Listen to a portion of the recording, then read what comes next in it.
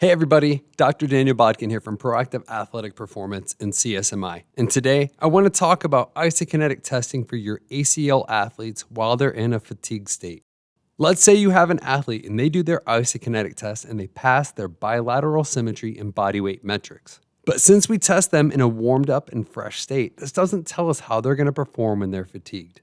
And if they're just meeting the minimum standards when they're fresh, do you think that they're going to pass if you tested them fatigued? And what does that mean for return to sport?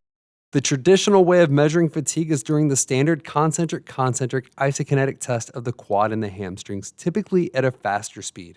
And in this test, the athlete's going to perform 15 repetitions. And when you look at the report, you look and see how much they fatigued over the 15 reps. So let's see what this test looks like. I'm pushing up on the way up and then pulling down on the way down. So it's both muscle groups in the set and there's no eccentric mode at all. And this is a hard test for sure. It's really fatiguing. Let's take a look at my test report. And I have other videos on my site and YouTube that break down the report in detail, but I'm going to go over these quickly today. Looking at the graphs, I have the quads on the left and the hamstrings on the right. And for both of my muscles, my right leg is the blue line and the left leg is the red. And for both, I have a nice solid line for my best rep and the worst rep with a dotted line showing the average. And I like to use this view to show visually how much the muscle fatigued during the set. So let's drop down to the numbers. And it shows us that both of my quads fatigued 38% over the 15 reps. And my right hamstring fatigued 32% and the left 29%. And this tracks visually with what we see in the lines in the graph. Now the problem with this is it doesn't give a representation of their strength and fatigue during sports activity. First, it's a faster speed, so it's not going to be the most reliable for looking at strength output of the muscles compared to the slower speeds. And second, we don't get a good torque to body weight measure when they're fatigued. And third, we don't get a measure of their eccentric mode of contraction.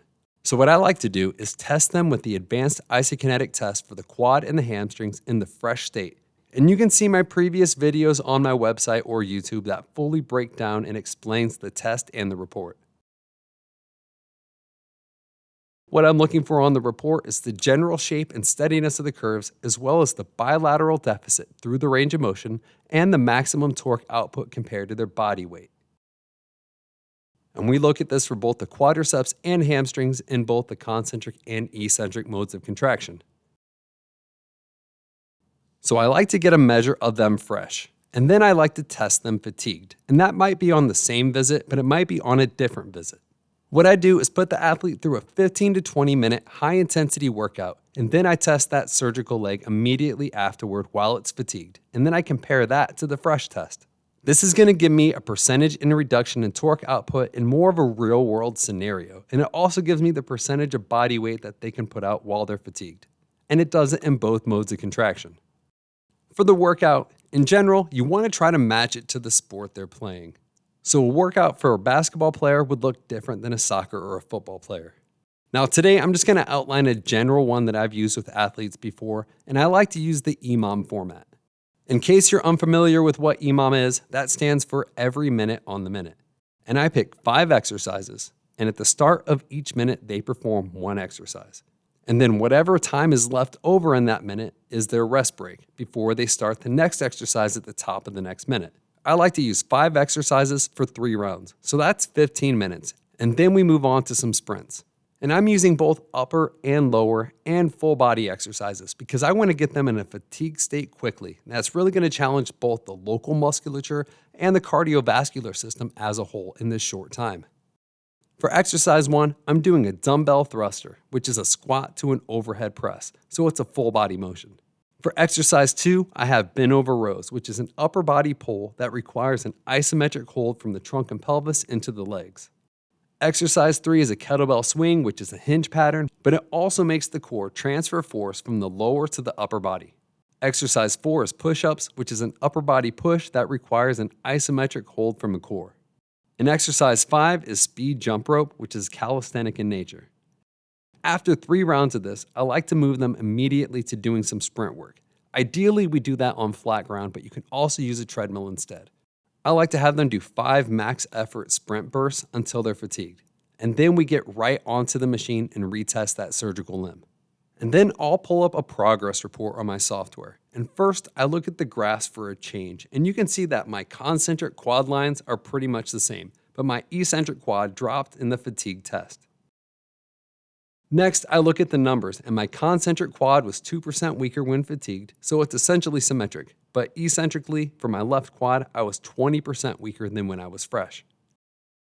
And for my hamstrings, the lines are pretty close to each other, and the numbers show that I dropped 10% in both modes of contraction. And remember that in the traditional higher speed fatigue test that I pulled up earlier, I was 38% fatigued for my quad and up to 32% for my hamstrings. And then I like to look at the max torque achieved relative to the body weight. And when I was fatigued, I'm still well above the minimum standard for the quads, which is 100% body weight concentric and 130% eccentric. But keep in mind, I don't have an injury that I'm coming back from. For my hamstrings, I'm right at the normative numbers, which is 60% for the concentric and 80% body weight for the eccentric. So this is how I like to test my athletes for their strength on the isokinetic machine when they're fatigued. Because if they're barely meeting the minimum numbers when they're fresh, we need to know how they're going to perform when they're fatigued. That way we can plan their full return to sports with more insight on how to achieve the best outcome for them.